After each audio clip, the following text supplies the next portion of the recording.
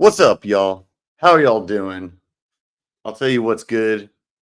Today is good. It's another rainy North Carolina day, but we're going to make a sunny, beautiful show. It's always sunny in ScOutCast Media Hub. What's up? So let's go ahead and jump right into this sucker. We got people wanting money. We got basketball being ready to be played in France. We got ups and downs and all arounds. Don't even make me try to bring y'all down to this absolutely devastation that we're going to bring you now. Hey, you know what? Let's go with it, everyone, to the Wu-Tang that we are on ScOutCast Media Hub. We had J-City. I got you. I didn't forget about it. J-City yesterday. We're back to the weekday crew right now. Let's go ahead and let's give it up for a man who does not need earmuffs. He is already awake because he's Java and he's going to just roll. What's up, Joe? What's going on? Hello. Hope you're doing well today, sir. Another day in paradise. Sounds good. There you go. Let's do it, baby. Hey, and then the ODB. That is. We'll make sure we will try not to make it a travesty. So let's bring him on, and we'll see what happens here. We'll flip a coin and see if he actually gets us canceled or not. What's up there, big dog JR? What's up, Ramos? Doing good, E-Rock. I got my look at this hug dealer. Oh, yeah, he got the hug dealer. Mm-hmm. I like it. That's actually gonna get some hugs tonight. You're very fluffy. You're very fluffy. Apparently, I didn't know you had a fluffy personality. Apparently, that was made clear to me. I'm like a teddy bear to some people. I gotta give love to others. Oh man, well it's still early. We'll find out here. Good job on the show on Apex, by the way. You did a good job, man. You and Andrew did a good job, man. I loved how y'all talked about the Giants like way too long, because more than 5 minutes about the Giants is a little questionable. No, it's questionable if you don't have anything to drink. Well, speaking as a Panthers fan, I can totally agree with that. And I think Mr. Joseph said it the best. He's like, we talked about in this show the other day. He said, "I'm my only question is." Why are we talking about this more than like right at all right now? And he's got a point. Like, well, you got a point. All right. Well, we are going to talk a little bit about those teams, just in the context that is referred upon here. So let's move forward.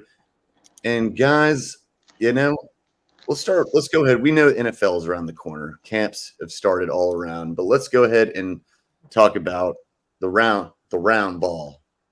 This is probably how Shaq feels when he holds a ball right here. But we got ourselves a little something NFL or NBA, or is it? And we're talking about W, and we're talking about NBA. Let's just go through it quick. Thoughts on your takeaways on wherever you want to take this, honestly. But my opening narrative would be, where's the men's NBA team stand with you? What worries you? What has you optimistic? And let's just roll with that from here. Since we got the Hamburglar here, taking a mouthful. Let's go with Joseph first. There you go. Yeah, I mean, men's takeaways. They're clearly a work in progress. They're clearly figuring it out. And I mean, obviously, these pre games that you're doing before you get to Paris, these are where you try to figure out these things. You don't want to be like figuring it out on the fly when you get over there. I don't think you can mess around even in the early stages of the tournament. I don't think you want to still be figuring it out when you get there. At least you want to have at least some idea of what lineups work, what doesn't work, what condition the player's in. More specifically, I'm worried about the kind of like injuries slash underperformance that we're seeing.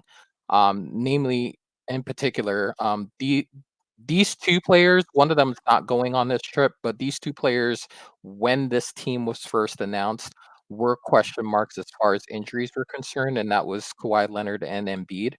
Mhm. I think you can't argue that Embiid does not look great out there from what we're seeing. And so I worry about his ability to stay throughout the tournament relatively healthy and getting to the medal rounds.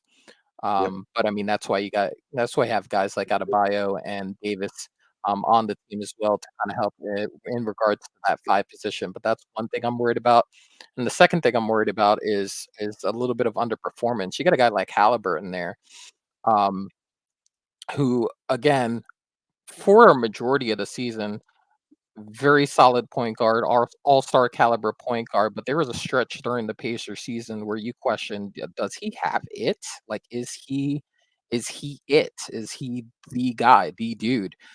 Um, and then yeah, I don't think you really see that truly play out because he gets hurt in the Boston series. But Mhm. that's a guy on this team that you're wondering, okay, there's a very glaring omission on this team that everybody's been talking about, which is Kyrie Irving, and you wonder you're seeing him sitting on the bench there and not really producing high octane minutes, and you're just like, you got a guy like Kyrie Irving who's watching from here, Mhm. not exactly validating that choice. Now, I do understand that you don't want to have too many cooks in the kitchen, and maybe that's why you go with a um, Yeah. Derek White instead of bringing the Jalen Brown as a replacement on the Leonard front. But those are two things I'm looking at as far as the That's men is concerned. No, that is a very fair and valid point, and I like that. Expanding on that, one thing, Jordan, before I pivot to you is uh, I saw it today, and I'm if I'm not right on the exact number, I apologize, but this is the gist of it.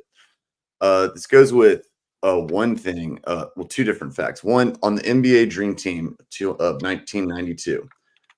There were, I think, 7 NBA players internationally at that time when they were in the Olympics. Today, there are 62, I'm pretty sure, all over around. And the other thing with Tyrese Halliburton, first game, he played 12 or something like he played like 15 minutes. Then the next game he played, it's gone down. He played 0 minutes against Germany. 0. How he played 0.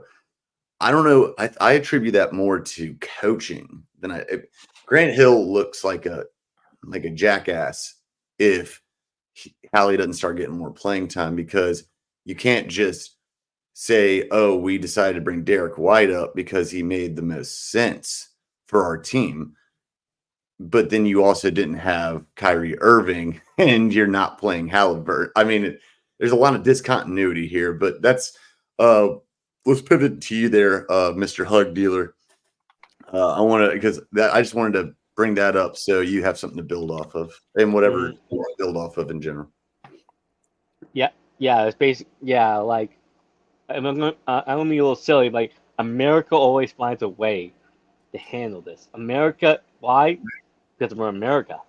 Team America. America. Team USA. Team America. But in all seriousness, this team might legitimately fall apart to a legit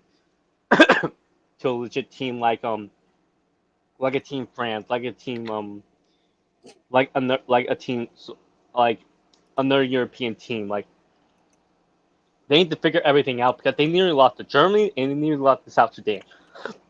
Like Yeah, you can't have that. Like you can't depend on LeBron bailing you out. Like you need to find something out with Halliburton. You need to find something else. Like You need to figure things out before everything falls apart for Team USA. So, And let's be clear here. There's a lot of room for growth, and obviously there is a. Sorry guys, I'm just getting something put together. Wanted to make sure. That's why my screen's off temporarily. But I think the biggest key. I said this on the show the other day, and I believe this to be true. The most Euro or FIBA compatible players on this team, and I'm not going to count LeBron because he's been here before several times.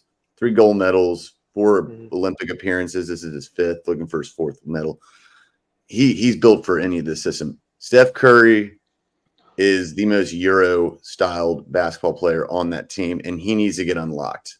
And which is weird because Steve Kerr is the coach of the damn team, and he knows how to use Steph Curry. So that boggles my mind. The other 2 players who are most Euro prepared for this are Anthony Davis and Anthony Edwards, in my opinion. But I don't know. What do you think is going wrong with like how Steph's being used? If I could pivot back to that, and Jordan, will swing back to you, and we'll go to Joe. Yeah. Underachieving. Trying to get playing time for the other players. Like, personally, I have no idea. Like, he just looks off. Like, I don't know. Like, it's that or something. That or Steve Kerr is just trying to be ultra smart, trying to use the big brain moves or something like that. Like,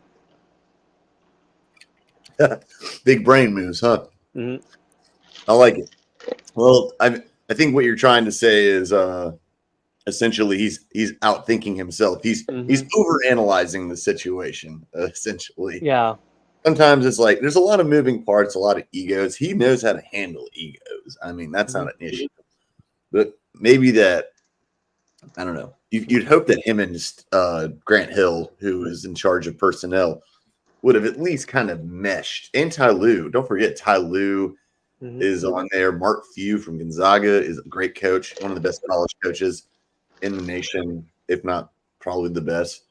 And Eric Spoelstra, so 3 of the top 3 NBA coaches, I think we all can agree, plus one of the best college coaches. So, Joe, I will pivot to you. How do you get Steph more involved from the perimeter game, which can create for the rest of the interior? I think basically they're really just trying to figure out what lineups work together. Yeah. And there is an advantage in seeing what doesn't work together, right? So if you've tried something and you've physically seen, you have now tape that says it doesn't work, now you can pivot to something else. So this information that they've gotten from South Sudan and this information they've gotten from Germany is not useless. I will also say that Kevin Durant has not played a minute during this time. That's big. So this is a huge part of the equation as well, and goes to the injury situation. Embiid does not look fluid out there. Davis and Adebayo are easily the best big men on the team right now as far as playing well and being more consistent. So you might see the pecking order change based on that. They're going to have to keep an eye on him, but Durant hasn't touched the court yet, and that's at least someone that Curry has chemistry with and has played significant time with. Another thing that we have to understand is that these guys have not had to take basketball seriously together as a unit yet. These are preliminary games that they're playing right now, and they may have played together in all-star games, but we all know how much they take that seriously. So this is like the first collection of talent for them in a while. For some of these guys, because not everyone on here are perennial. I say perennial, which is every year, but like in Olympic standards, like they're not perennial like Olympic teams. So they've not been around. We'll call it FIBA play. International. So they're not guys that are used to playing with this level of talent on a regular basis. So there is something to that as well. So as far as like Curry specifically, I'm not really worried about it just because of what you said prior as far as Steve Kerr's connection to to Curry and unlocking his gameplay. What he's trying to figure out is what lineups as a whole work. Curry's gonna be Curry. He's been around too long. He's won too many championships. He knows what he's gonna get out of Curry. What units work? That's what he's looking to figure out. I like, and that's a great. Sorry, I had to get Slurps McGee muted for a second. Yeah. Sorry. Yeah. Got rappers going. Got this. I was like, dear God, I feel like I'm in the car with my 5-year-old cousin or something like that, eating damn. I don't know. You know what? I it's my fault. Before the show, I said I don't mind you eating. I just don't want you having smacking your lips and gums and stuff. And now I should have mentioned. So it's my fault. I should have mentioned rappers being balled up. God, you heard it now. Joseph. It's my mistake. I want that documented for the record. That's my mistake. I should have been more clear about bundling rappers and slurping out of straws. Okay, so duly noted. Dear God, it's like I'm talking to a 10-year-old for real. Okay, so I'm and Jordan, I love you. I'm not trying to hate on you too much. It's like, hey, you didn't tell me not to slurp out of the cup. Oh my God. Okay, speaking of my cousin. He's actually 25-ish, but Curry has to step up. LeBron's 39. I don't think LeBron's age is irrelevant at this point. Let's be real. Let's be freaking real here. LeBron's age is it's irrelevant. He's playing. You see that? It's still inexcusable the fact he's never been in a dunk contest. And yes, it's too late now. He's not going to do it now. But you see that reverse dunk was just gnarly. The dude is he is like a tight end running back on that court. And there's no stopping him. There's none. I mean, and people think I hate LeBron. I don't hate LeBron. I don't think he's better than Michael Jordan. Sorry, that's what an insult. Ooh, but that's a different story. But Curry, Curry doesn't need to step. I think Curry's trying to be too generous with it. That's what it is. Right now, he's trying to be too generous, and he's not taking the shots he's used to taking at Golden State. So here's the question I will pass off to y'all. And starting lineups are overrated, but for the purpose of posterity on the show and for viewership and just for fun in general, let's go ahead and say, who is your ideal, after seeing these couple of games, who is your starting five with the best, I don't know, continuity? Who would you say? Jay, we'll start with you on this one. I mean, given what I'm looking at, I personally... I like Edwards' two-way approach. So if I'm picking a starting guard, I'm putting him in there. Mm-hmm. I like Curry at the one. Ideally, I'd want Durant in the starting lineup. Yes. We don't have that right now. I don't know when we're going to have that, but Durant's got the Olympic experience. Durant's the guy that's been to that mountaintop and knows how to play internationally, that I feel confident in putting in the starting lineup. So I like this lineup offensively. I don't particularly love it defensively in the front court, but my lineup would be a Curry, Edwards, Durant, James, and Davis situation. It would put James back at the 3 situation. Or you could alternate him in Durant 3, 4, whatever the case may be. But that's the lineup that I'm looking at as far as having an anchor on the defense, a perimeter defensive threat in Edwards, but then flow offensively. Because if you have those 5 on the court at the same time, there's going to be space in the paint, I believe, for a guy like Edwards to operate. But then you have knockdown shooters on the outside if they do decide to collapse on Edwards into the paint. And I love, and my and Colt 45 tends to agree with you. I don't disagree. Actually, I agree with you. I agree with both of you 100%.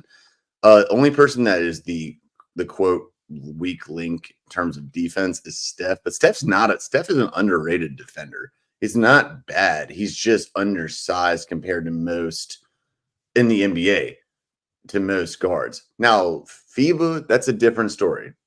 Here's one thing I should mention about Joel. He had his best game this past game. He's learning the FIBA rules. Like there's a no goaltending as long as it hits the rim. It can be in the cylinder. He looked at the ref like, "Whoa, what's going on?" Like, no, yeah, that's on you. He speaks 6 different languages. You can read the rule book on the plane. Come on, man, you got to do better than that. Be better, all right? On that. But Joel's great.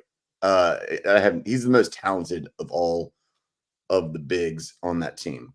Now in FIBA though, makes a totally different game. KD though, and I was mentioning best Euro style players. KD is probably, I should have said, he is the best Euro style player on this team. He plays both sides of the court, and he's got length and he's got offense. That's where it is. So I agree. You made a very good point, Joe. I'm so glad you checked me on my bullshit, and I'm glad that the Durantula was mentioned. Jordan, wrap this sucker up for the men's side. We'll move quickly to the women's side after this. I don't think we have much doubt about it, but let's Jordan, wrap this. Put a bow. Yeah, the line. It's simple. It's simple. Durant, LeBron, Steph, Davis, and and while Anthony Davis does have his injury issues, it's either him and B or Bio. I'll pick Davis. I'll pick Davis. Maybe switch him and Bio because like Bio he's fine, but like, and defensively he could break some players' legs, but that's just for personal feelings. But so we have a ruling. We have a unanimous decision from the comments and the hosts of the show. It is now off session. We have all agreed. Brilliant minds have all come together. Colt 45, thank you. You were on Johnny on the spot. Joe on the spot as well, leading the charge, and Jordan just running the reinforcements to in case anyone missed. Yeah. That shit, man. And Al Bio's gonna be there just to hurt other players, but I love Bam's got an outside shot now. Mm-hmm. I think every big man at this point should learn to shoot a J from the perimeter. It's pretty much that's the only thing that Giannis really misses consistently. And staying on the court, obviously, but that's a different story. And shout out to Giannis for hooking his team up with brand new Giannis sneakers, including coaches. Good for Giannis. All right, let's go to WNBA. Or sorry, it's not WNBA. Okay, let's go. Oh, Joe, you weren't here for this. You weren't at the previous show where I got to. Joe, let me ask you this before we move on because it is hilarious. We are business here. We are professional, but we like to have some fun. Okay, did you see yesterday's show at all? Last night's show? It was because there was a segment where I took it off. I just sat back and had my popcorn, and actually I had my margarita and just watched because I had a Mets fan versus a Yankees fan, and it was incredible. It was so fun. Yeah, it usually makes for some entertainment, that's for sure. Did you not get a chance to see it yet? I'm not going to be pissed. Okay, you got to see it. You got to see it when you get the chance. If you haven't seen it, this was Josh. I usually have like a limit on F-bombs on the show for like 2, 3, maybe. We broke that, and when I said I mean Josh broke that in 1 minute. He got at least 10 F-bombs because he was so pissed at Jordan. He was so pissed at Jordan, and Jordan was dogging him so much about how shitty the Yankees are and how the Mets. And I just was sitting there laughing. Josh probably knows what I know, and that's whatever residual karma that we get from Jordan's transgressions goes to the whole state. Doesn't matter if it was just him and Yes. his teams that should get the repercussions. No, all New Exactly. York teams. You know who's really at fault for Rodgers only playing 4 plays last season? Jordan did something in the preseason before I even knew you guys existed. Jordan did something in the preseason that caused that to happen. I promise you. That's That was exactly Aaron what happened. Rodgers.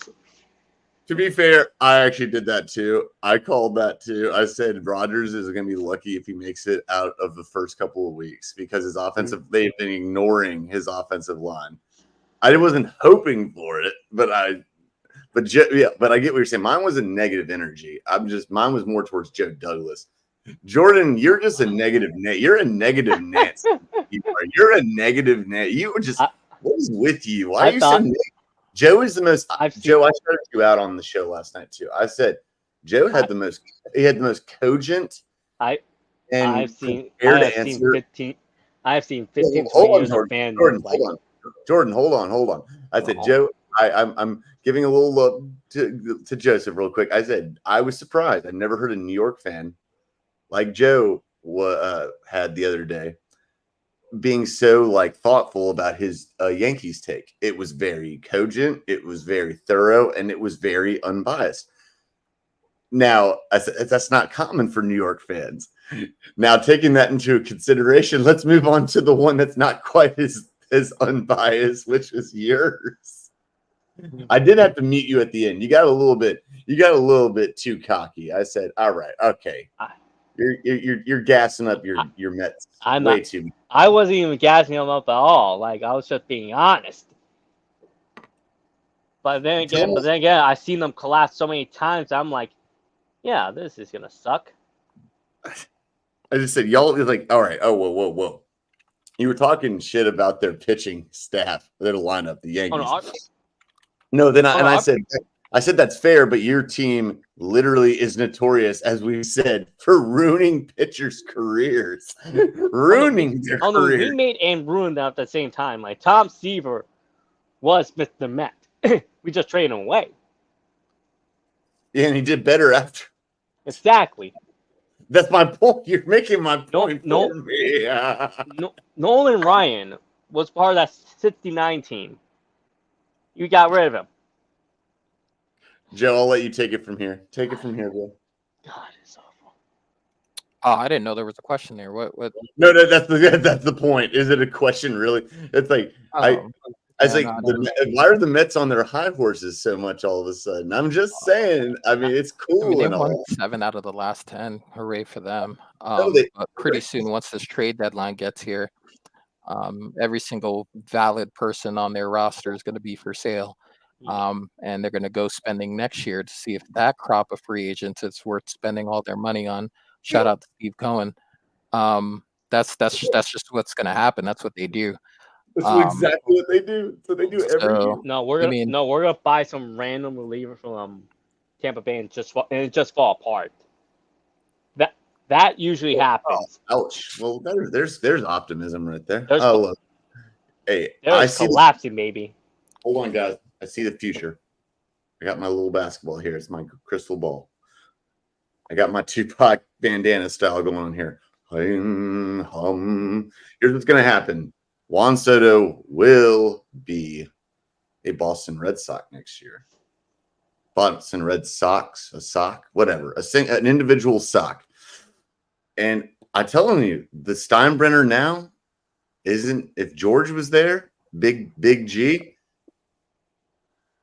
Boone would have been out a long time ago, and he would have revamped this entire roster. And Derek Jeter would he'd probably be managing the damn thing. Whether that's a good thing, probably not. But he would not be outspent by the New York Mets. I don't care who's richer.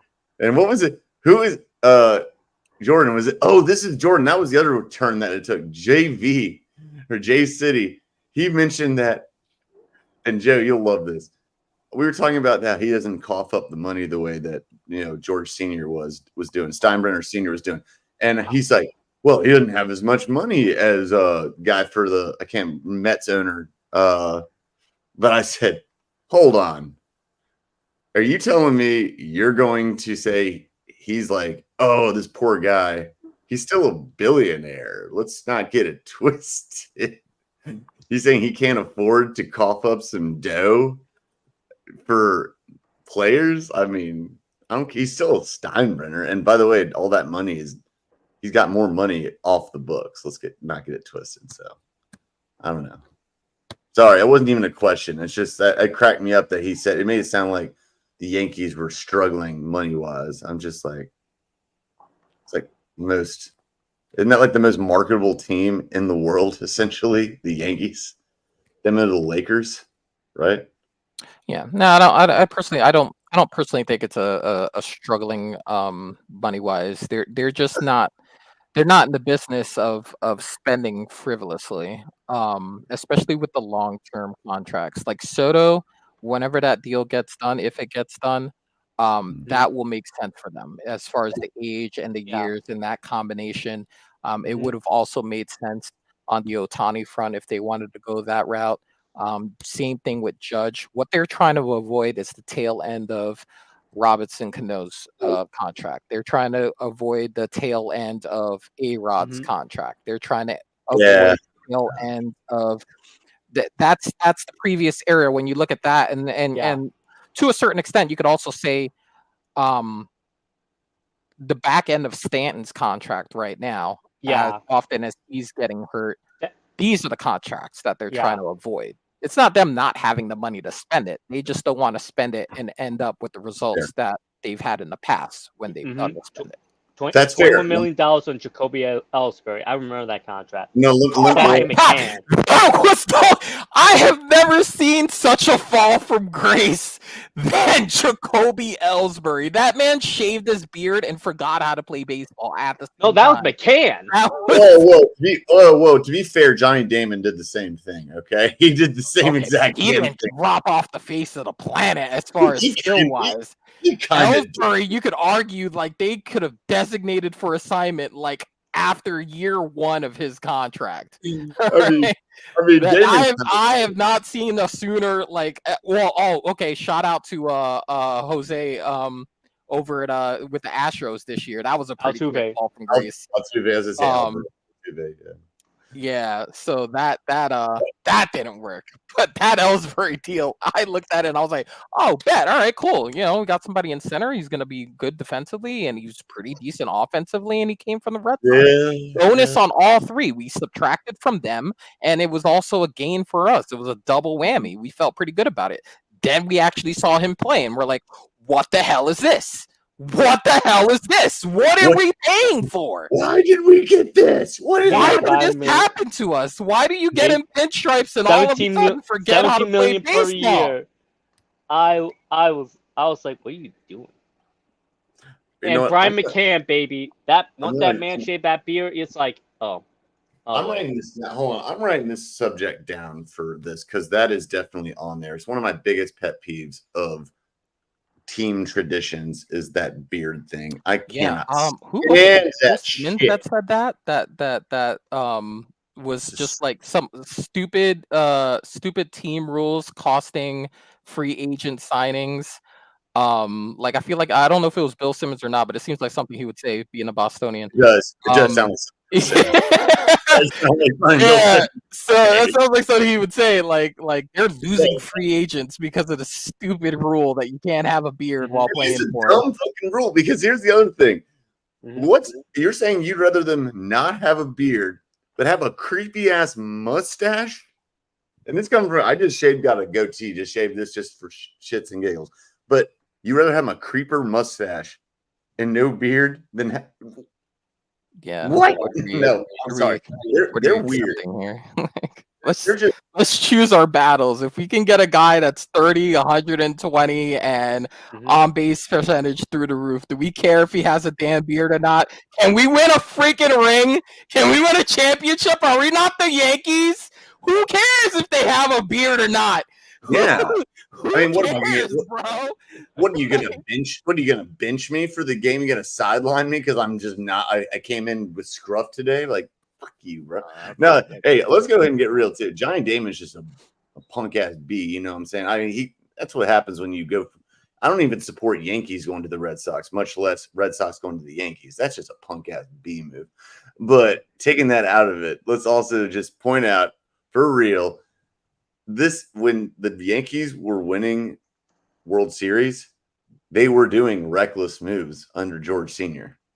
They were doing it under him. Like, yeah, it was risky, but they were winning titles. I mean, so maybe that's something to think about. Maybe not be so conservative. You are the They were Yankees. winning because they were within the window of them being good. It's Mhm. how these contracts age that's always been Yeah. the problem. The beginnings have always been pretty good, except minus Ellsbury, obviously. But the beginnings typically have been good. It's year 8, 9, and 10 into Yeah. the deal that we're like, oh, all right, they've lost their fastball, or oh, all right, Yeah.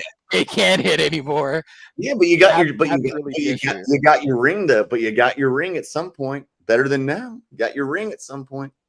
It was early, but you got it early. Yeah, you didn't Yeah, ain't I having mean, it. all teams take that, Yeah. take that risk, when they go all in like that. The Rams in football did it. They got their ring and they haven't Mhm. been back since. True. Yeah. The Um, Buccaneers, the there's, Rams. you Yep. go Yeah, all in, and there's another side to the all in you're aspect of right. what you do. Absolutely, absolutely. Actually, the Rams have recovered fairly well from I thought they had only Oh had yeah, they're 2. way ahead of schedule, right? Mhm. Yeah, Yeah. for sure. I'm shocked. They got Puka Nakua right now, and that dude is a monster. But that's also because I give Sean McVay a lot of credit too, as being I think he's a Yeah. better version of Kyle Shanahan personally. But that's a personal Yeah. opinion. Okay. Either way, Yankees. That's right. Do better, Yankees. Do better. Okay. So we're all in agree. Other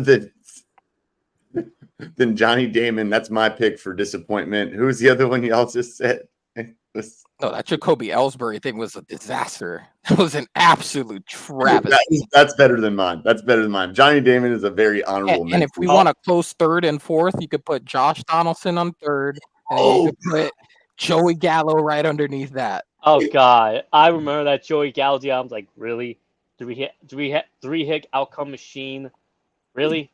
He just Brian got McCann- to our Bri- team and forgot how to play baseball, Brian bro. McCann. That's Brian McCann. literally what happened. Brian McCann's another one where I'm like, dude, what are you doing? Then like you got like Chase Hetley for no reason. All right, just for everyone to know, you got to go and check out. By the way, thank you to Jordan and Jay City for absolutely holding it down. Carlos Beltran. My service was not very good, but it was so funny to watch y'all two go. And the Because F he tried to bomb. say, because he tried to say like, oh my goodness, the Mets are spending too much. I'm like, you're literally behind us, my dude. No, that's like a tip of the iceberg. Everyone who didn't see it, go watch it. Joe especially. Especially it's anyone that lives in the tri-state area, whatever you consider that tri-state area, whatever it is. But especially if you live in New York or New Jersey, dear God, watch that. That shit was so fun. Y'all two were about to claw each other's eyes. And it was so fun. I was like, I didn't think the Mets and Yankees were that big of rivals. I guess I was wrong. I know it's a Subway series, but still, I didn't think it was that big of a. Y'all two were about to like just. If you've been together, there'd been a cat fight for sure. Joe, I swear to God, there'd been a cat fight. The F-bomb limit was reached in 5 seconds, and then it got at least.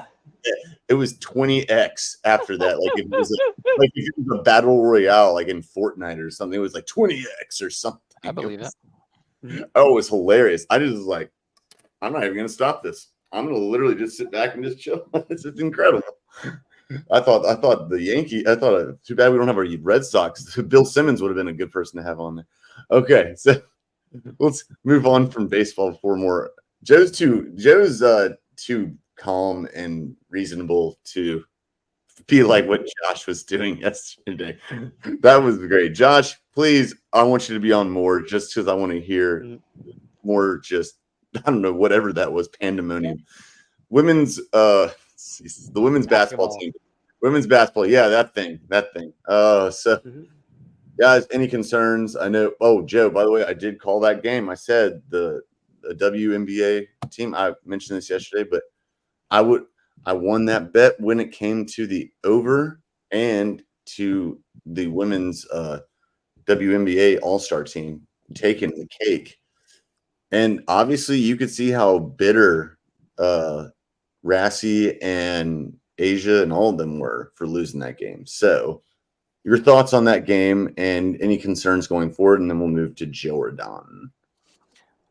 No concerns really. I mean, the women's national basketball team, they're 70-3 in Olympic play. They've won the last, I don't know what, 6, 7, 8, I don't know. Yeah. So obviously no concerns there. As far as the All-Star game, that's good on good. So stands to reason why it was a close game, and stands to reason why the All-Stars won the game. But as far as there's a lot of well on the Pat McAfee show after it happened, he was like, so he was asking oh God, what's his face from The Athletic? Sharania. He was asking him, so the All-Star team, they're going to France now? And he's like, what do you mean? He's like, well, they just beat the Olympic team, right? So they should probably go to France now and represent us, because we can't have the Olympic team losing here, and then we need the best of the best. So if they beat that team, they should be the ones going. And he's like, no, that's not going to happen. Obviously not, but damn, what a poke in the eye. What a poke in the eye. I mean, he was being facetious, right? He was just trying to be funny. He was trying to be funny, but I mean, like, that's why I'm not worried about them, right? It was good on good. And when you look at this Germany game, they scored in the single digits in the first and last quarters. Those were the last tastes those were the first tastes, and the last taste in your mouth from that German team is them scoring single digits in the first and fourth quarter. So am I worried? Nah, I'm not worried. Aja Wilson's on that team. Tarassi's on that team. Plum's on that team. Yep. Literally the best of the best in our league. And you could argue that some others that were on the opposing side in that All-Star game could have made this team. I'm not worried about it. Let's just put it this way. As far as the women's and the men's go, the distance is a lot larger in the women's game than it is in the men's game. I agree. No, and I think I gotta applaud the most. That All-Star game lived up to every bit of the hype. And it was so competitive that they even the U.S. Olympic team called a timeout challenge with like 17 seconds when they were down by 7. I mean, that's how competitive it was, because they were like, no, we're not going out like some punk asses. You know what I'm saying? So, but man, Agunawale, I think that's her name, Agunawale, plays for the Dallas Wings, and she was unconscious. Caught fire, bro. Fire is an insane. Like, we're talking about like white hot fire. We're talking about scalding the earth fire. Yeah. She was doing step shots. Like some of them were just like, why not? Fuck. I'm not saying I've only been in those kind of games, like never, essentially, not like that. But it's like when you're playing beer pong. Hey, I'll take it. Beer pong. You just like, the cup is just this big, and then it's like you just look away. Have I ever done it in a basketball game? Yeah, not like that. No. Or else I would be talking to you from a mansion right now. Yep. That would be different. But she was awesome. People talking about how Cece did not play well. She had 10 assists, and she could have broken the record from Sue Bird. I saw this on whatever Twitter X. It's like she said, "Oh yeah, Angel Reese got a double-double, but she only got 4 points." I'm like, she had 10 assists, and she actually said she wasn't going back in the game because she wanted Agunawale to stay. She's like, why would I go out for her? She's on fire right now. So there you go. Jordan, comments, anything about this game before we move on to the pigskin? Much better. It's a much WNBA All-Star Women's game, much better than any other All-Star game right now. Like, they actually competed. They actually wanted to prove something.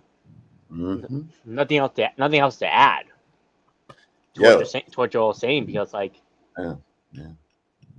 every All-Star game sucks, or is a complete nothing burger. This actually means something to them.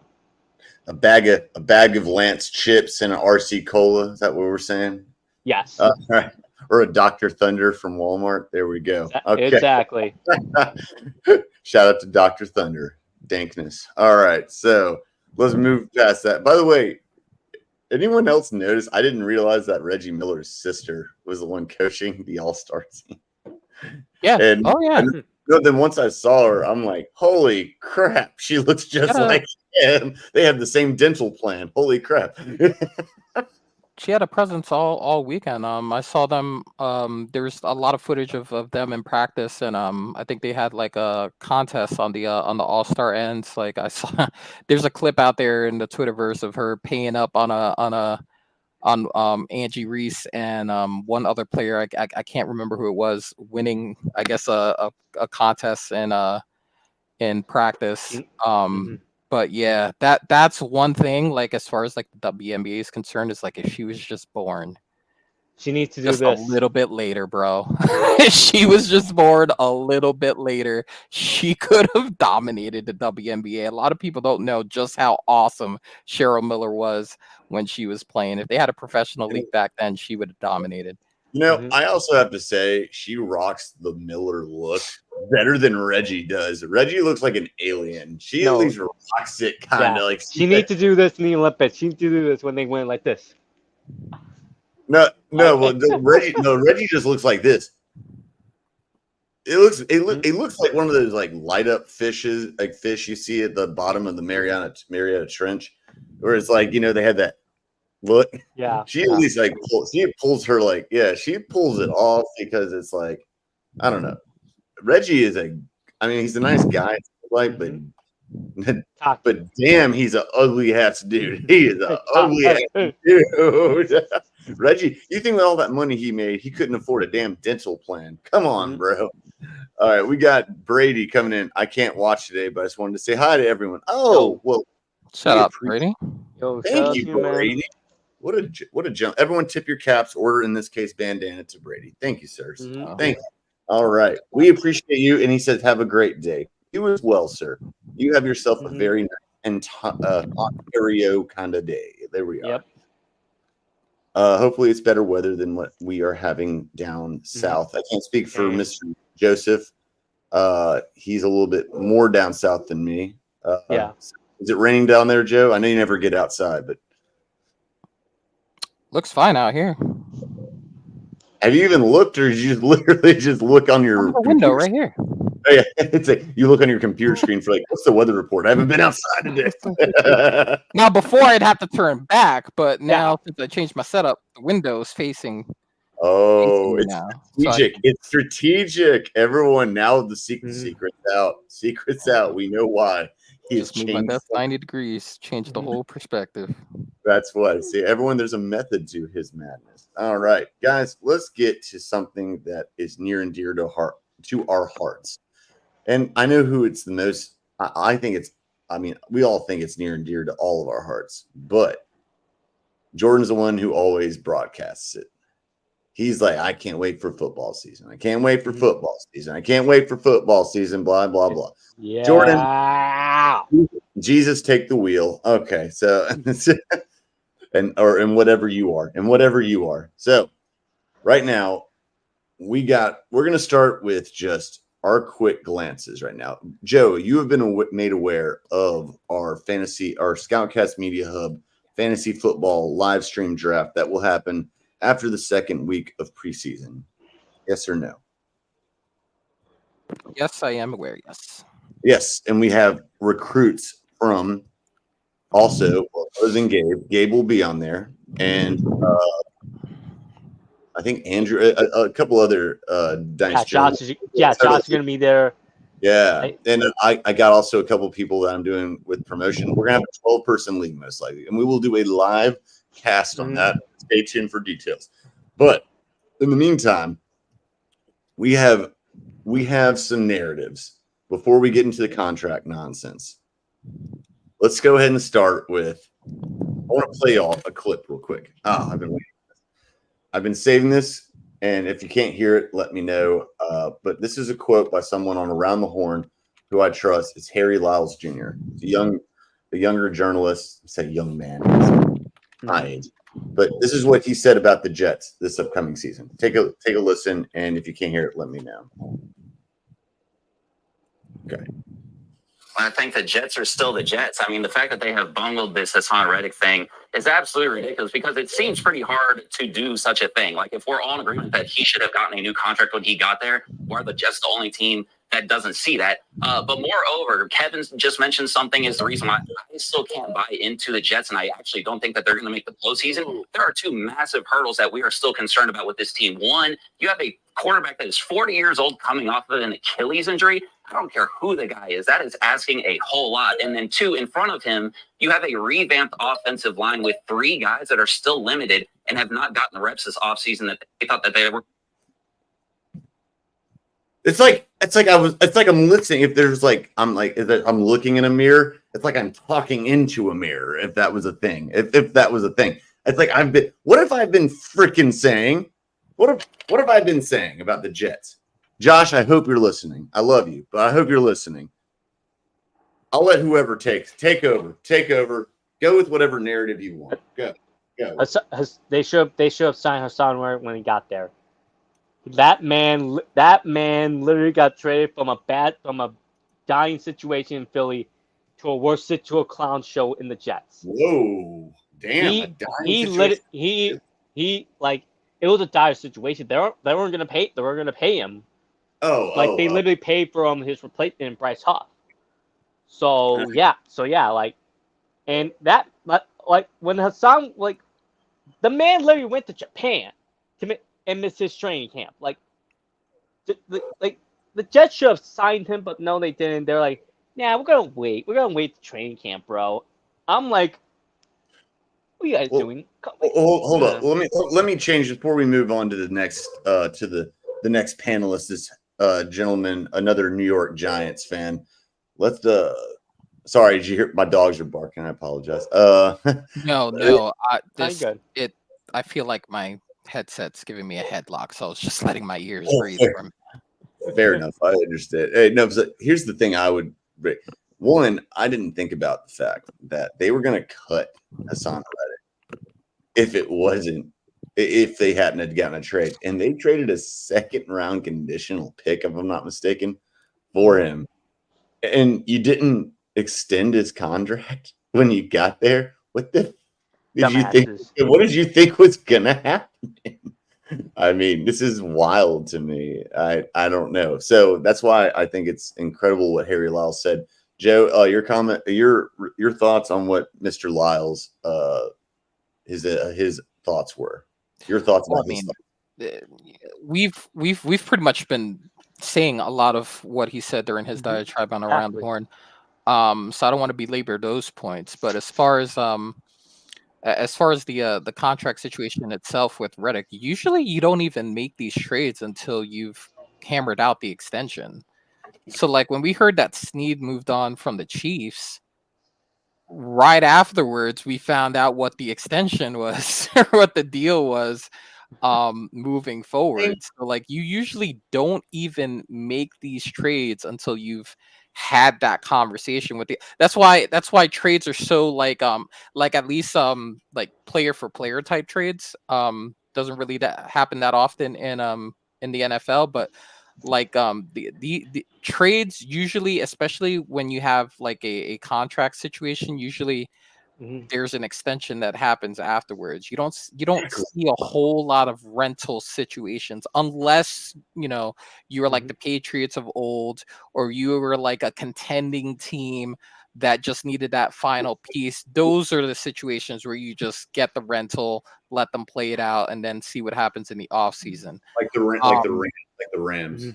Yeah, those are situations where you see the rental without the extension afterwards. But like the Chiefs Titans situation, no, the Titans locked him up after the trade was made because he's going to be a part of their defense in the future, and that's that. You would have thought that this was the plan with Hassan Reddick. But the fact that they didn't have that in place when the trade was made was kind of mind-boggling to me. And okay, also very Jets, right? It's very extremely Jets, and it's not just very Jets. It is 100%. I love what he said. This is Jets. This is what the Jets. Remember what I've said, and I didn't come up with this. I didn't coin this, but the Jets can't have nice things. This goes right back into the Jets can't have nice things. And people, one, if you think you're getting the best, I heard this is another quote from someone who I really trust, another journalist, and I don't want to misquote him, so that's why I'm keeping him kind of anonymous. He said, if you think you're getting the better of Howie Roseman on the Eagles, who is probably arguably the best GM in the NFL next to the Chiefs. Yes, he is. Don't you shake your head. Yes, No, I'm not. No, I'm agreeing. Okay. So it's like if you're Joe Douglas and you think you're getting the best of him, okay, have fun with that, bro. Because your job is totally dependent on one guy this offseason. Mm-hmm. And guess who his life is dependent on? The 5 guys in front of him, which is why he got hurt in the first place last year. Like this is incredible. Tyron Smith's like, oh, they've revamped their offensive line. Yeah, if it was 10 years ago, if it was 5 years ago, even, like, what are you talking about? Like, I can't even deal with this. This Jet situation is absolutely absurd to me. The Giants at this rate, I know the Panthers are going to have a better record than the Jets this year. I'm calling it. And I wouldn't be surprised if the Giants had a better record than the freaking Jets at the rate it's going. I'm serious. No, you book this shit right now. Book it. Clip whoever's got the bookmark clip, whatever, clip this shit. I would not be surprised if the Giants had the same, if not a better record than the Jets. The Jets are putting their chips all on the flakiest of dandruff flakes that there is in a-hole rod, all right? A-hole rod, all right? I'm nope, and nope. I'm done with this nonsense. Sorry, guys. It bothers me. God, it bothers the crap. And you hear what he said? He was like blaming the media for not. He had a clip on this thing called I don't know, whatever it was, podcast. I don't know, but it was like he said, like, yeah, I mean, no, it's not the same thing, and this is real mandatory mini camp. I'm like, so you're saying you would never blame anything on the media or something? No, of course not. I'm like, you literally just did. I'm just done.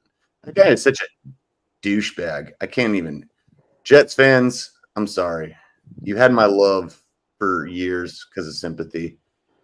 Now I don't have sympathy for you right now. Robert Saleh probably doesn't even have sympathy. He's just done. Robert Saleh is going to be out of a job after this year. Joe Douglas will probably be out of a job too. Let's be honest here. Mm-hmm. Ugh, it hurts. Nothing else to add, but when Hassan Reddick is going to Japan instead of training camp, something's going it's going to go bad. So someone's going to Egypt, someone's going to Japan. There we go. We got the world covered apparently. Your two most important players is sent. 2 of your most important players. There you go. The Brees Hall probably went to Antarctica while we were at it. We didn't even know about it. All right. Let's move on to the next topic. This is the more speaking of Hassan Reddick. Joe, you take the reign on this one here because we went through it on our brief pre-show meeting. Contracts, and whatever else you want to add. I know you had some thoughts about the Chiefs as well, too. But contracts. Right now, I'll just tell everyone, just telling everyone the facts. Jordan Love, very likely going to be the highest paid quarterback ever. Actually, apparently, it's going to be $60+ million a year. Good for him. I ain't mad at you. Get that paid. The other one is CeeDee Lamb still up for his. Prescott still up for his. And now obviously Hassan Reddick not going to practice until he gets a deal. So we got holdouts and other things all across the board. Oh, and Brandon Ayuk and T. Higgins as well. So Joe, take the wheel and tell us what we should make of everything right now. This chaos. Okay. Just a quick question to make sure we're on the same page. So Yes, the narratives we're circling back to after the contracts, or are you doing this all in one at this point?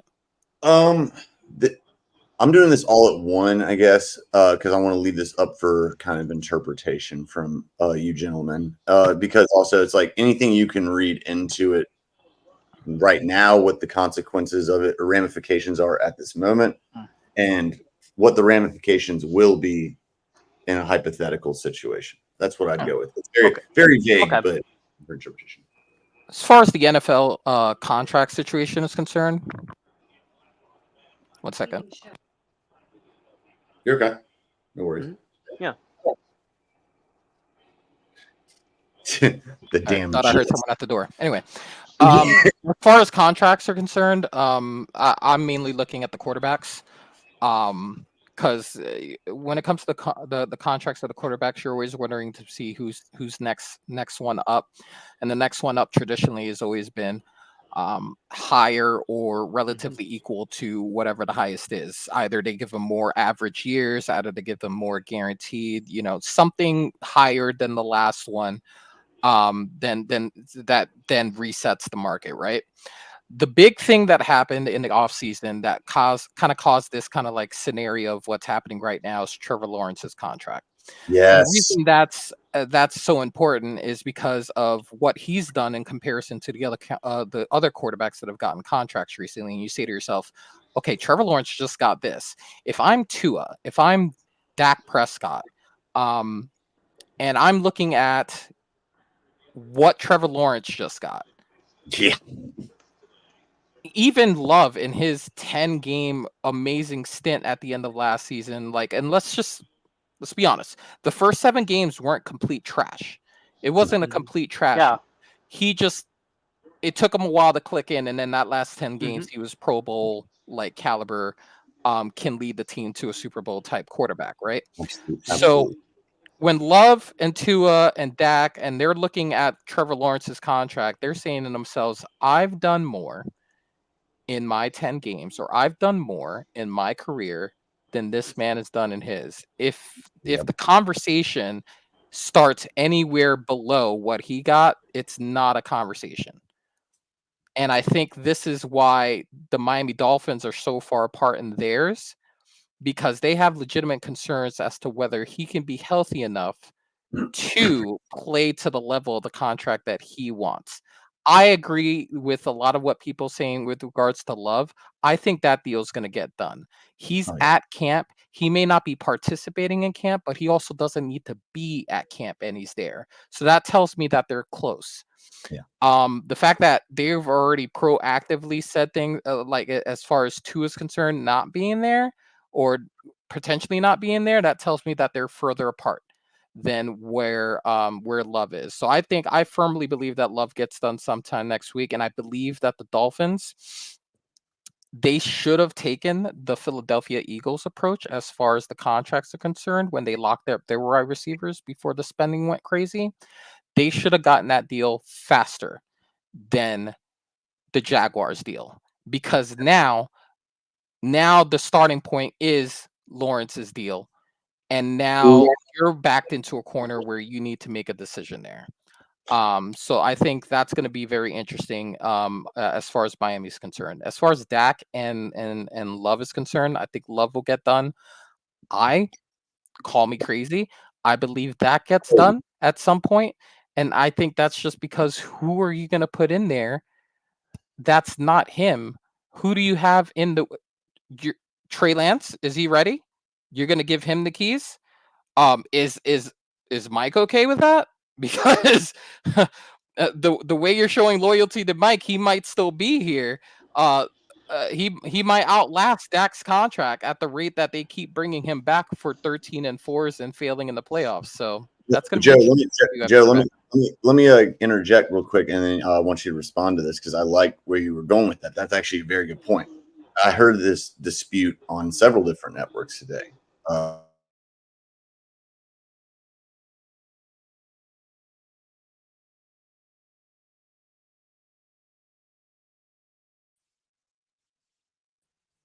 Oh, y'all see me? Am I good? Yeah, you are now. What the hell just happened? Oh my God! You froze for a second, and it looks like I went into a black hole. Yeah, that's all. Yeah, well, I was like, Okay. All right. So I don't even know what happened to Jordan. Everything. Oh, we've all gone wonky here. So here's the thing about Dak. He has all the playing cards. He has all of them. I think the best situation for him is not to sign anything this offseason. They might try to put the full court press on him and get him signed. That would be uncharacteristic of them because they're, for some reason, as rich as damn Jerry Jones is, they haven't made moves. They could have gotten Derrick Henry. They didn't do it. They could have gotten this. They didn't do it. This, blah, blah, blah, blah, blah. You know, it goes down to that. Dak probably wants to test unrestricted free agency. And that's like what everyone, because he's going to get paid the most of any quarterback ever in history by next year. Tua, I didn't know Tua was sitting out right now. So you actually have the jump on me. But I don't think they're as worried about Tua because their surroundings on skill positions are that good. I don't know. I mean, would you pay Joe? That's my question. Would you pay Tua the same way you would pay Dak Prescott? Me personally, no. But the problem is, what does the market dictate? That's true. And now because of what Trevor Lawrence just got, the market dictates a lot differently than what Dallas was probably originally wanting to pay, or what Miami was wanting to originally pay. Yeah. And that's what makes the situation interesting is because of that contract and what Trevor's done so far to this point. Every one of those contracts that hasn't been done yet can argue that they are better than the quarterback that just got paid. And this is like the Deshaun Watson fallout kind of too, in a weird way. Yes, no one has gotten a fully guaranteed one since then, but the number, and especially since the collective bargaining agreement has gone up even more, just like the NBA, the price is going to keep going up. Quarterbacks, no matter who they are, that's just the market for it. And receivers are becoming the same exact way. I'm glad you mentioned that name in particular because, fun fact, one of those quarterbacks' agents is the same agent as the one that got Watson his deal. You're talking about the same agent as Trevor Lawrence is same as Deshaun Watson. Oh, Jordan, I don't know what's up with your thing, Jordan. You're freaking us out. Deshaun Watson. I have no idea. I have no idea what's going on with my thing, but they stop infecting the show, though. I want to have you in here, but you're freaking my computer up. No, so who has the same? Is it Dak that has the same agent, Joe, or is it who has the same agent as Deshaun Watson? I can't remember off the top of my head, but I know one of those quarterbacks has Mulugeta as their agent. Oh, I know who it is then. It's Dak, because I heard that same name. It's Dak.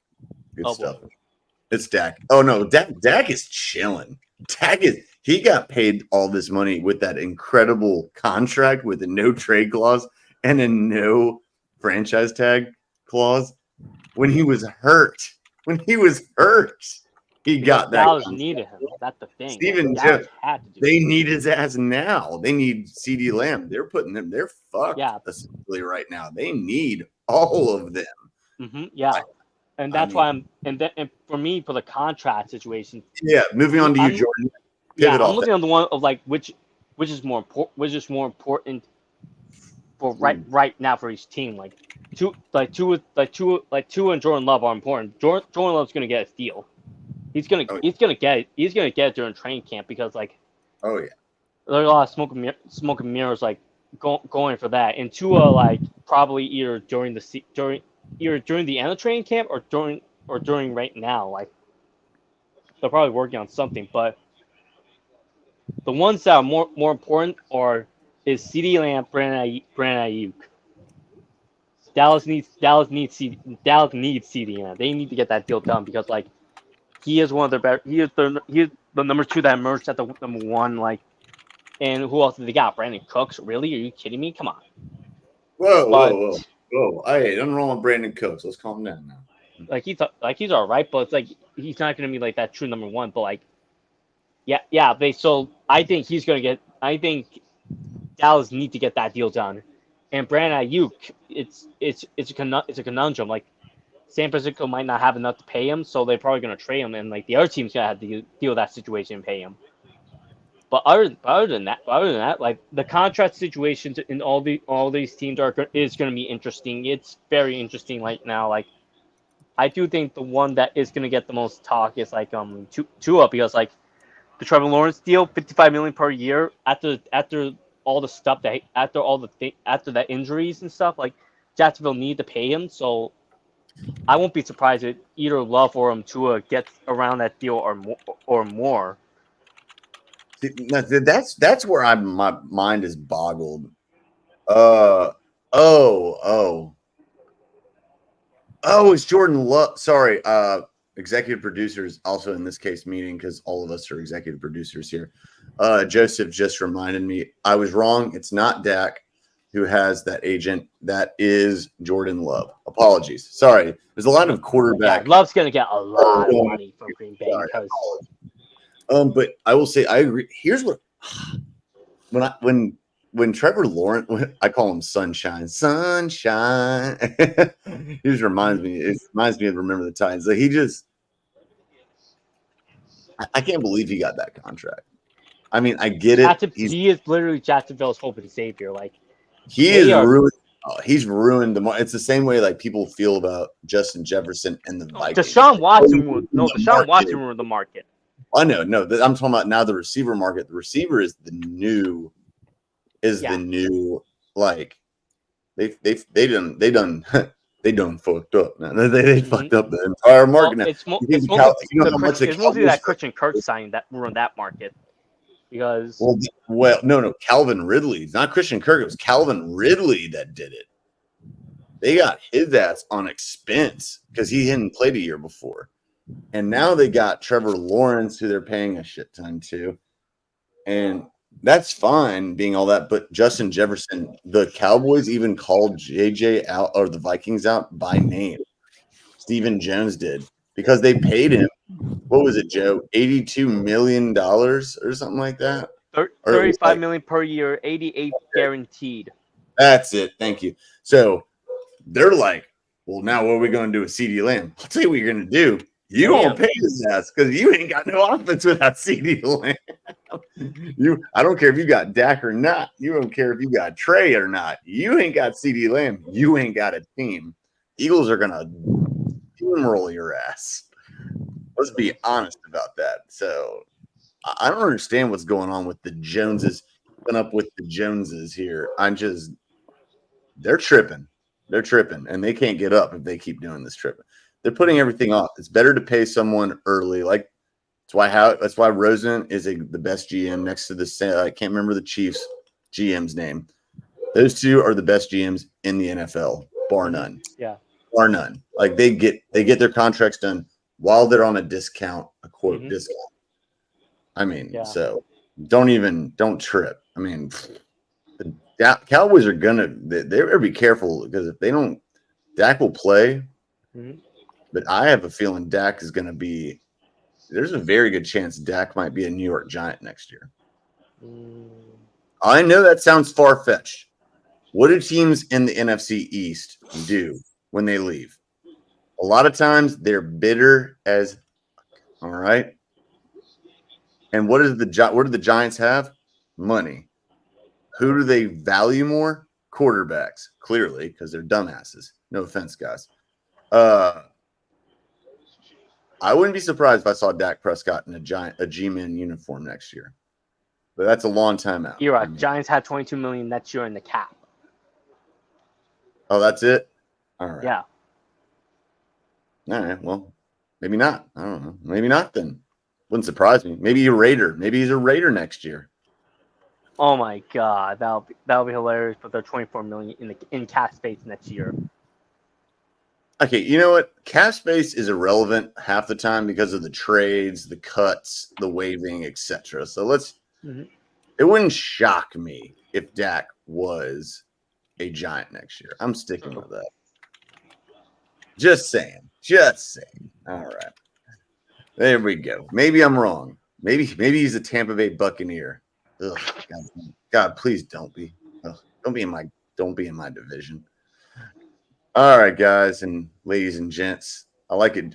Any closing remarks on? All right, you know what?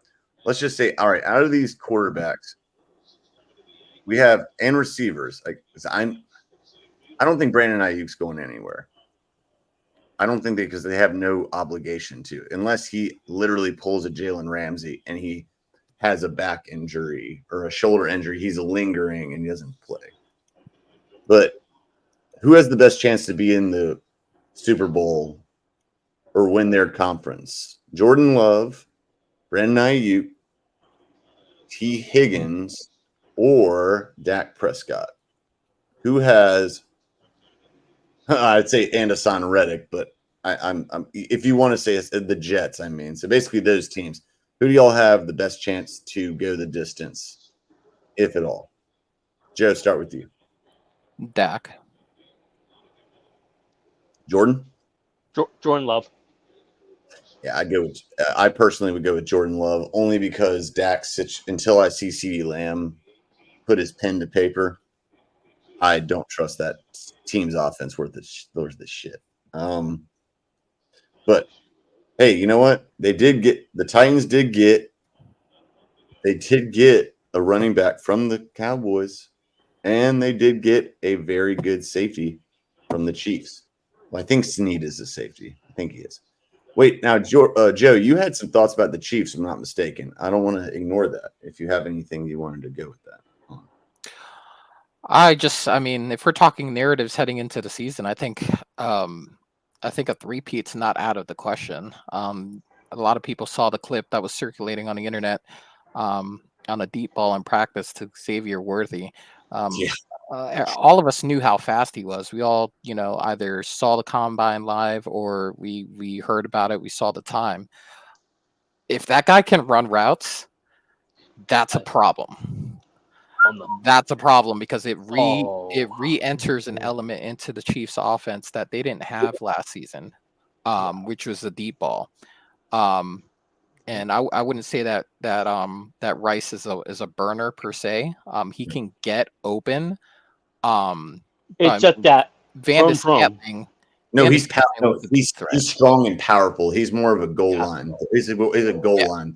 He can get open, but he's not going to create the type of separation that Xavier Worthy is going to create. So I say all that to say that three-peat's not completely out of the question. They did get a deal done with Kelsey, made him for a change, one of the highest, if not the highest, paid tight end in the league. Something that he's never asked for throughout his his tenure, and it's allowed them to make some moves on the outside, to get them perennially contending. Mahomes, when he signed his contract, was created in a way to keep them perennially contending. Unfortunately, it did not help them keep Snead, but at the same time, they've made moves to make some things happen, and they're trying Kadarius Toney at running back. He's getting running back reps. Do you know what a luxury you must have to just be able to just be like, hey, let's just try this dude at running back? Like they just have time to just invest in that.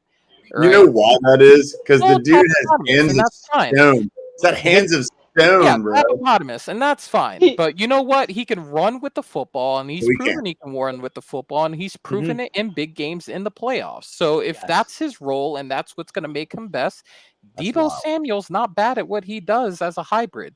So quite frankly, that hybrid position, right receiver, running back, made popular by guys like Ty Montgomery, made popular by guys like Cordell Patterson.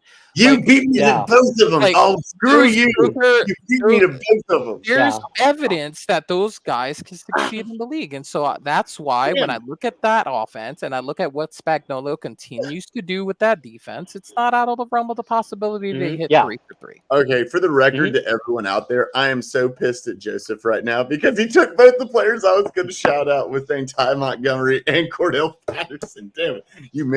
You made yourself look smarter when I was trying to look smart. Now I don't look smarter. I don't look smart. I was gonna say Man, Cordell it's Patterson, but I like it's Or hard Devin- to pay all Yeah. these guys and win 3 Super Bowls. If they do it, Mhm. it's crazy. Yeah, if Devin it's Xavier Hester- Worthy. Oh, sorry. No, Devin Hester is another one, but that doesn't really count. He's more just like he's just Devin Hester. But Yeah. no, hey, well, let's go down the receiver lineup real quick because this is just ridiculous. And I even asked the other day. Yeah. And by the way, I do like Kadarius. I was joking when I was saying, but Kadarius Toney as a running back, it's actually not a bad idea. Yeah, truthfully. exactly. It's not the word. It's not. Why not? Going to be. It's going to seem smart. Why not? Here's their lineup right now. They got rid of Valdez Scantling, probably for the best. Yeah. Stone hands, baby. Talk about his hands of stone. But you got Hollywood Brown, Xavier Worthy, 2 speedsters right there. Rice. Rice as well. Rice will be the starter. He'll probably get suspended for 4 games, most likely. Let's be honest. Great. Should be more. I'm not saying it should or shouldn't be, but my guess is knowing the NFL, it'll be 4 games. Yeah. And even if it's not, it's whatever. They're going to be fine. And then you got Kelsey. And then you got Toney if you need him. But you also have Mecole Hardman, too. And he does well in that. Well, a lot of receivers do, but he does well in that offense. He knows the offense back and forth. Mhm. I mean, he's not. Now, the Jets, like he said, he went to go test the waters. Look how that turned out. And he went back and he won a Super Bowl. Pretty good situation, if I'm not mistaken there. But, and they still got Pacheco as a out of the backfield and Valdez Scantling. Wait, Valdez Scantling. No. Oh, Clyde Edwards-Helaire, excuse me, in their backfield. That team, if that's not a stacked team, I don't know what is. I don't see anyone beating the Chiefs in the Super Bowl this year. I see them being a 3-loss team, 14-3, home field advantage. I know that's just no duh, bro. But this is the best team they've had since Tyreek Hill left. That's just personal opinion. I mean, y'all think yay, nay, what? Best team they've had since Tyreek Hill left? If oh my goodness, if Xavier Worthy runs the routes he's supposed to run for those deep ball threats, they're gonna win. They are. I don't want to say they're locked, but like Jesus Christ, the entire AFC is gonna look at Buffalo and be like, "Why did you trade down with them?" That is funny. People were getting really pissed about that. Like, this is your fault, Buffalo. And they're not right. It's he's gonna destroy. No, the Panthers got Leggett because of Buffalo. Thank you, Buffalo. Thank you.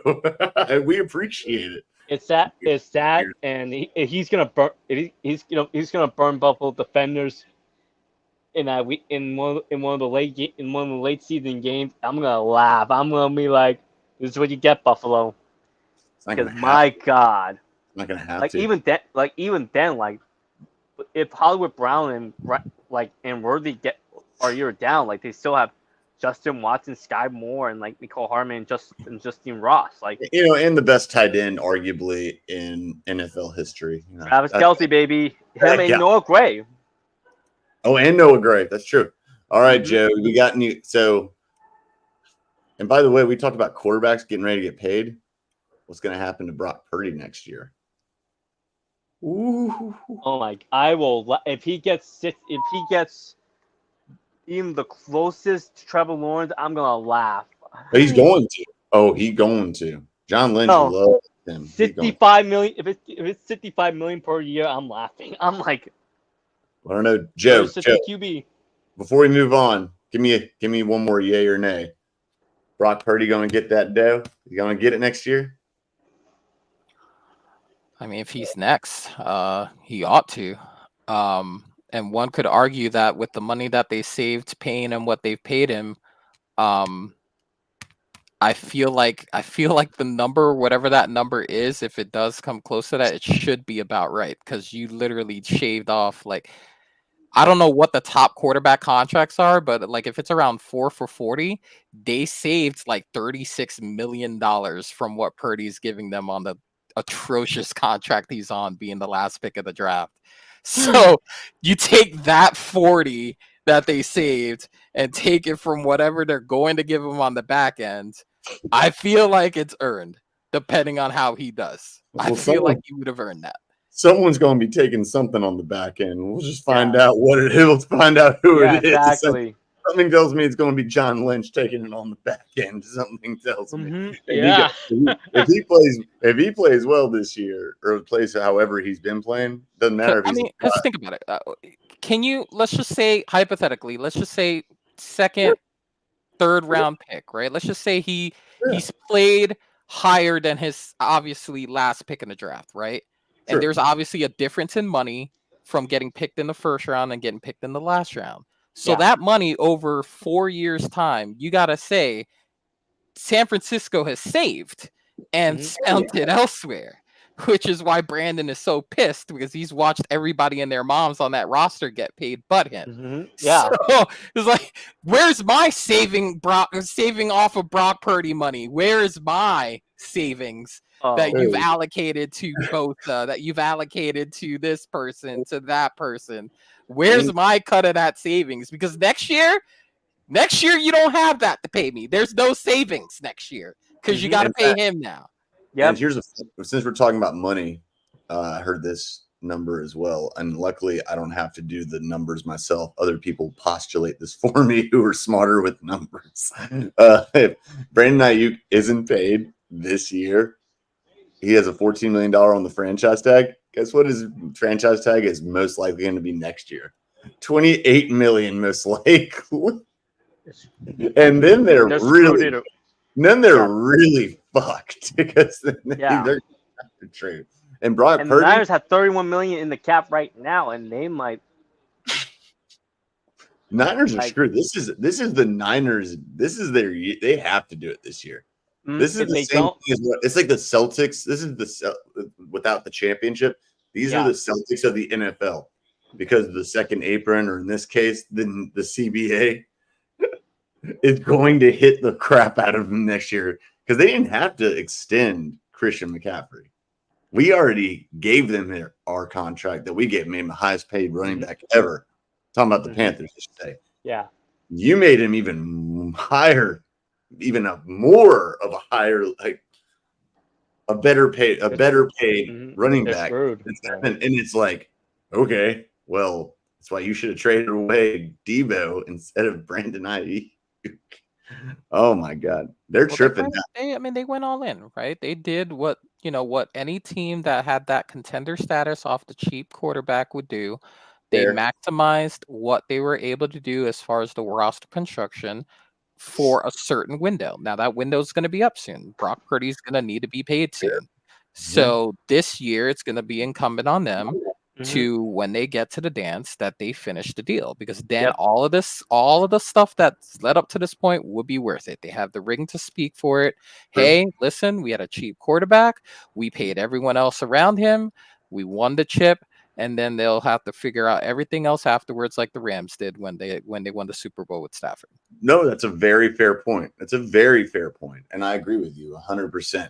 The only thing that sucks for them is they have to play in the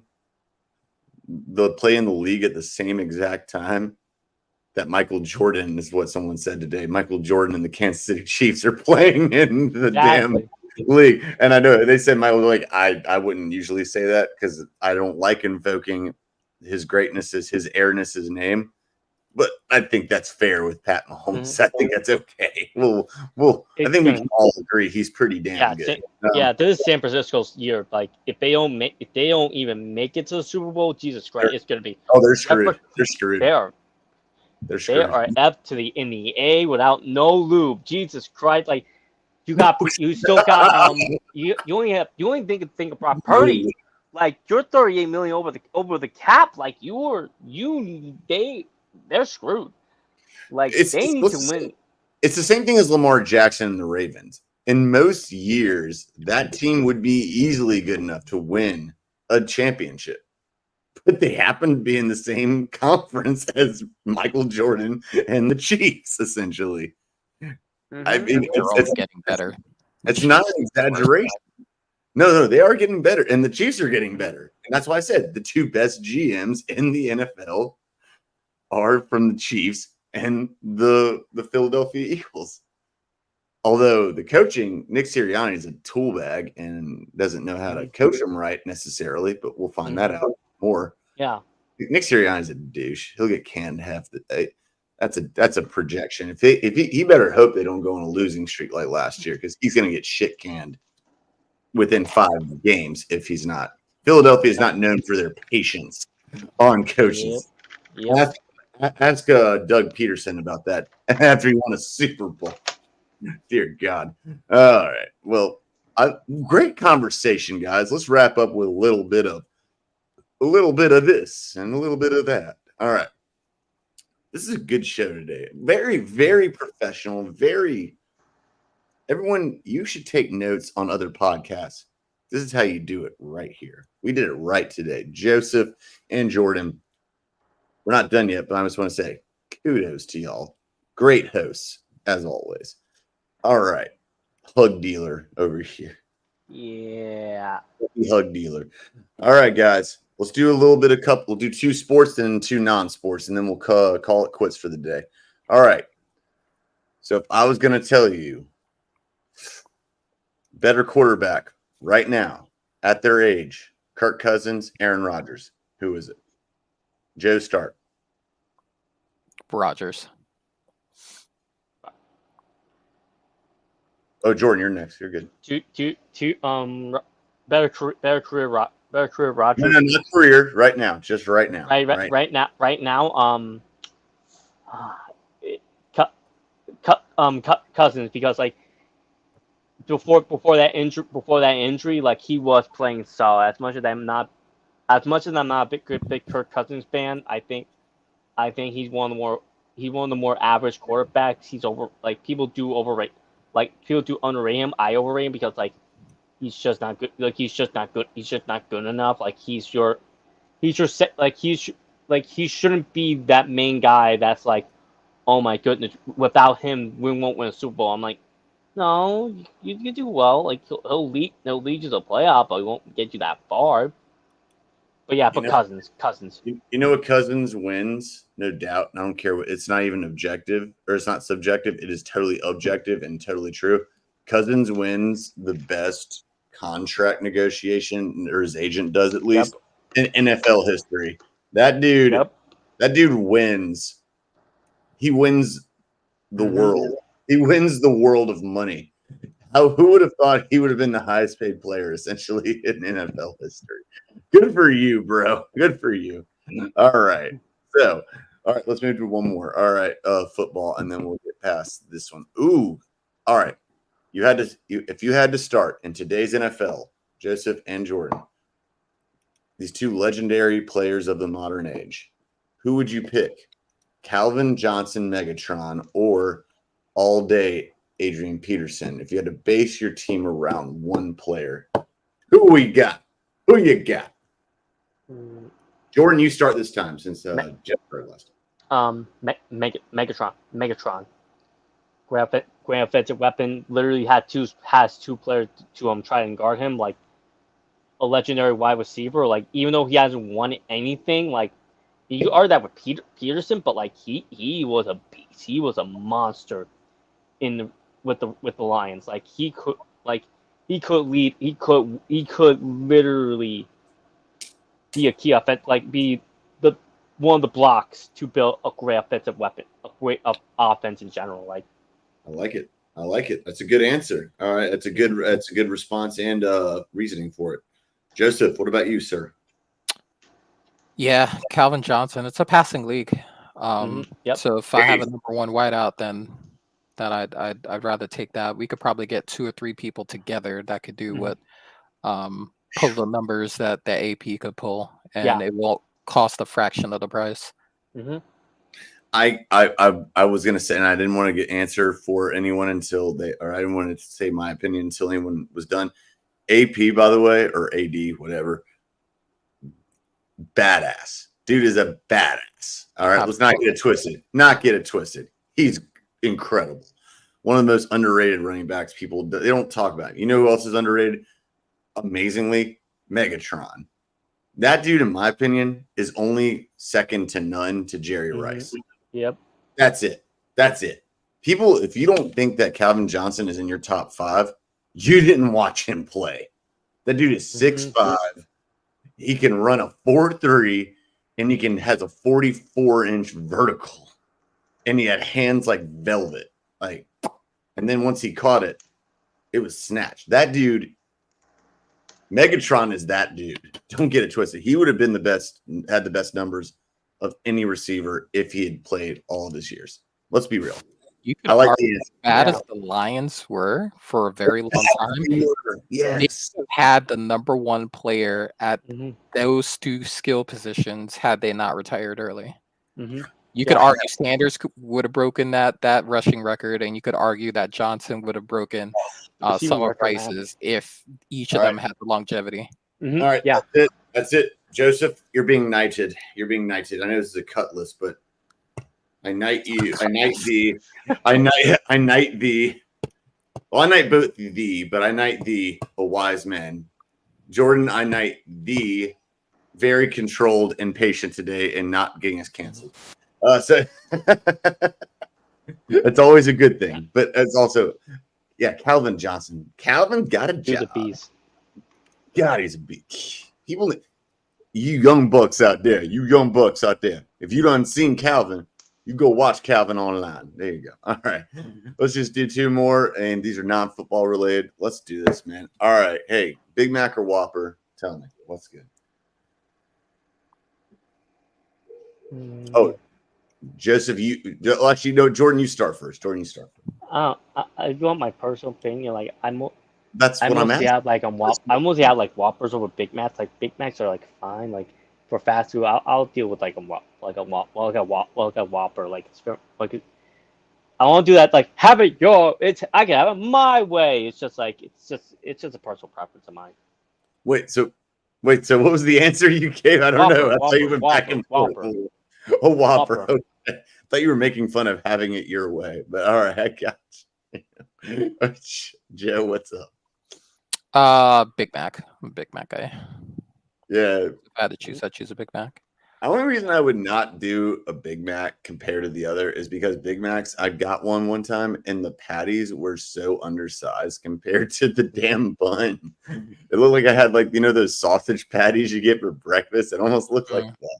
It kind of disappointed me. But if it came down to it, if it was made right, I'd take a Big Mac probably. Yeah. I'm with you on that. All right. Ooh, here we go. This is the capper right here. No cap, bro. This is the capper for today. McFlurry, it doesn't matter what flavor, or Frosty. Do it. Joe, you start this time. Yeah, give me a McFlurry. Yeah. The Frosties don't even have anything inside. It's literally just the shake. McFlurry. I did try the pumpkin one when they had that out, and that wasn't bad actually. But yeah, 9.999 times out of 10, I'm taking a McFlurry. Fair enough. Oreo McFlurry, I'm taking it, right? Yeah. I'll take whatever, I'm in the mood. Yeah. Oreo's I'll take a McFlurry. And them's not bad either. Butterfingers is mom as fuck too. What's up? Yeah, I have to say McFlurry too. Mostly like Oreos or cookies and cream like desserts. Fair enough. I like it. Oh, all right. One more just for fun. Bonus question, and then we're done. I swear. Chili cheese fries or bacon cheese fries? Bam. What's up? Ooh. Bacon cheese fries. If I'm having to have a colon attack, like if I want to die, bacon cheese fries, baby. I love bacon everything. That's why you're such impeccable shape, right? Yes. Yes, I'm in decent-ish shape. I know. I got I'm not chunky. You're getting that haircut when you lose to Josh, by the way. I'm putting it down. Oh. All right, Joseph, you got the tiebreaker. I know what I would say, but what you got? Yeah, I'm probably a bacon person. Me specifically, I like the Charlie's Ultimate Fries, and the Charlie's Ultimate Ooh. Fries has the cheese on top with the bacon bits, and Fair. the ranch on top of that. So That's fair. really really good combination. Um, All yeah. right. I think that's fair. All right. You know what? Your explanation. You know what? I surrender my sword to you. That was actually a very fair answer. That was a fair answer, and I can't argue with it. As long as the bacon bits are crunchy, not chewy, and then we got a problem. But I'm more about, hey, give me a good chili cheese fry where the chili got some kidney beans in that sucker. Then we got something, little onion, chili, kidney beans, a little chili there. But I like it though; it's good. I liked the fact. What was the restaurant you mentioned? You said Charlie's. Charlie's. It's a kind of like a fast food Wait, it's kind not of sandwich situation. but it's Usually not. find them in like a mall. Is it not Charlie's? Just Charlie's? Is that it? No, it's just Charlie's. Okay, we had a Charlie's around here. Okay, I just want to make sure. Oh, Steak and Shake got bomb ass ones too. People out there, letting y'all know. For chili cheese fries, not the bacon. Well, what I do like chili cheese on is nachos, like the whole like a nacho Bel Grande situation. That I would dig. I would be down for chili cheese on top. I think I'm in the mood for some chili, like a chili cheese dog. By the way, like a chili cheese coney. Yeah, I prefer it not to be at Sonic, but back in the day, I get done back when I could handle it being a young buck. I get done with practice, football, lacrosse, doesn't matter. Go get a foot long coney, chili cheese. Put some mustard on that mo. Oh my god! All right, we finished this show on hunger, but it's just in time for dinner. So we're all happy. Everyone, thank you so much for watching our show. And you know what, guys? Finishing remarks. Great show today. You guys are the MVPs of this day. I will let you take your victory lap. Whoever wants to start, go plug yourself, and also any remarks or sports things you want to, or non-sports things, video games, doesn't matter. Just whatever you want to do. Yeah, I'll start. You can find me at Java Joe Sports on the X. Link to my writing portfolios on there as well. Sometimes I'll make my thoughts known on the world of sports and entertainment on there. Shout out to the Vikings, currently extending Darashaw to a 4-year extension, using that savings well from what they didn't pay Kirk Cousins. They've now paid their star tackle and star wide receiver, so they're making that money work for them. Football season's coming, man. All the teams have now reported at this point. We are a couple of weeks out from the first preseason game, the Hall of Fame game. Listen, it's going to be UFL football out there. We're not going to know half the people that are going to be running out there, but damn it, they're going to have NFL helmets. They're going to have NFL jerseys, and I'm just that much closer to my 4-13 season. Shout out Drew Lock. Oh, damn. Way to keep the positivity over here. I love it. I love it. Hey. I still think I'm saying I wouldn't be surprised if they had a better record than the Jets. I'm just saying. All right. I'm just saying, watch out now. They can't say they're the Kings of New York until they show they're the Kings of New York. All right. What's up? But I like your honesty though. That's okay. Jordan, give me something. What you got? Oh yeah. You can find my writing Total Pet Sports. You can find me on the podcast on ScOutCast Media Hub with Mr. E-Rock tomorrow. And you can find my social media, JC16898 at Twitter and Instagram. You can find me at TikTok at JC179. And shout out to the NFL season. It's gonna start soon. Hall of Fame, maybe. Can't wait for the season, which I can't wait for Carolina and the Giants to play in Munich. A punishment. The teams are probably gonna get drunk before the game. They're gonna start like this, because it's gonna be a wild one. I can't wait for that, and I can't wait for all the chaos that's gonna happen during the season. I can't wait for Aaron Rodgers to break his second Achilles playing 6 snaps. See, this is 5 why we snaps. can't have nice things. I can't I wait love. for DJ to be done in the first game of the season. I just can't wait for Singletary to be out for the year. Week We're gonna 2. go. He So probably you won't think even we're give gonna up go? 3 Where do you think we're plays gonna with the go? way Jordan talks 4-13? about other You teams, think we're bro. gonna go 4-13? There's no way. Joe? Malik It's gonna Neighbors, get worse. done. He won't make it past week 4 because It's of gonna Jordan. get worse, man. Somebody clip this and ship this. We're gonna, Clip it and ship it. Malik We're Neighbors gonna doesn't go. make it past week 4 because Jordan I- doesn't I- want us to have nice things. I was gonna clip it, but then I thought about I don't want to be involved with this juju. This bad gonna- juju. Yeah, you might catch a we're gonna go residual on 3-15, Petty. Joe. Petty's We're gonna out get for 3 like wins. you, Yeah. you might catch a stray and Bryce Young is out for 10 games. That's my this season. point. That's my point. That's my point. Oh no, I don't want to catch. Bryce Young gonna play this whole season. No, it's He's like gonna play a it's- full it's like- season. no. Why do you He's say gonna- that? Stop it. Stop it. Stop talking. Stop talking. I said I don't want to catch straight. It's like buckshot. I don't want Miles to catch Sanders. straight. Don't leave Oh your my house. God. Oh dear You God. might trip and fall and break something, and it's all gonna be his fault. He's just gonna You know catch that stray. You know, I will be the if I'd rather me be the one that takes that stray. Hey, let it be me. Let let me stub my big toe on my bedpost. I'll take that one for the team. Just I'll leave my break team my- alone. if my team does better because I break my ankle sometime this year, fine. I'm okay with it. You know what? That's all good. I'm okay with it. Nothing a little bit of Mhm. beer and legal medical other stuff can't help. You know what I'm saying? So I'll take that. I'll take one for the team. Jordan, you're in trouble. You're about to be you're gonna be on a you're gonna get scolded by everyone on ScOutCast Media. You're gonna be scolded very hard. Oh no! Why Oh are no! you doing this? If Why are Drake, you oh no! doing If Drake May gets hurt in Thursday, What are you Thursday doing? night, What Jesus are you Christ, doing? it's gonna Yeah, get you hear Why that, are you Gabe? talking? Gabe, wherever you are, you're about to catch a stray, bro. You're about Hold to on. catch a stray, Gabe. No, he's muted. Protect the franchise. He's muted. He's muted. No, you're fired for now. You're not fired. You're suspended. You're in timeout. You're not fired or suspended. You're in timeout. Okay. Oh my God. What are you doing, Jordan? Stop it. Why aren't you doing this with the Falcons or something? Come on, dude. Yes. All right. Someone none of us are invested in. Do it with someone in the He Canadian literally Football League. takes someone from all of our friends. Come on, bro. Do it like New Jersey State or something. I don't know if that's even a school. Something different. Christ, man. All right.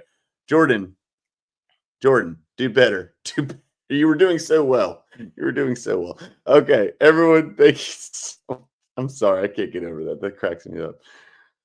Bryce Young, stay healthy. I love you. Please stay healthy. Jordan, if you can behave yourself, I will unmute you. Why? All right. Why would I talk about the Falcons? They're irrelevant. That's the point. That's kind of the point. Talk about Derek Carr. He's irrelevant too. All right, everyone, have a great day. Great show, everyone. J and J over here. Mhm. And shout out to Gabe. Shout out to Total Apex for our previous shows and current ones ongoing, which Jordan Ramos, the Jinx master over here, God, was on earlier with Andrew. Shout out to Joe, a consummate professional. Always great to have you on here, sir. And also, make sure you let me know about. I'm about to actually download NCAA and see how it is. We'll see what's up with it. Mhm. I'm really afraid I'm going to be throwing my money away, but we'll find out very soon. Okay. But in the meantime, ScOutCast Media Hub at ScOutCast_M_hub and Living Good 09, where you find along with all of our content. We will be posting that very shortly. In the meantime, y'all take it easy. Joe, Jordan, Mhm. appreciate y'all. Yep. Y'all, everyone out there in the ether, be safe. Don't drive drunk, but be very handsome and watch our show. All right, cool. Peace.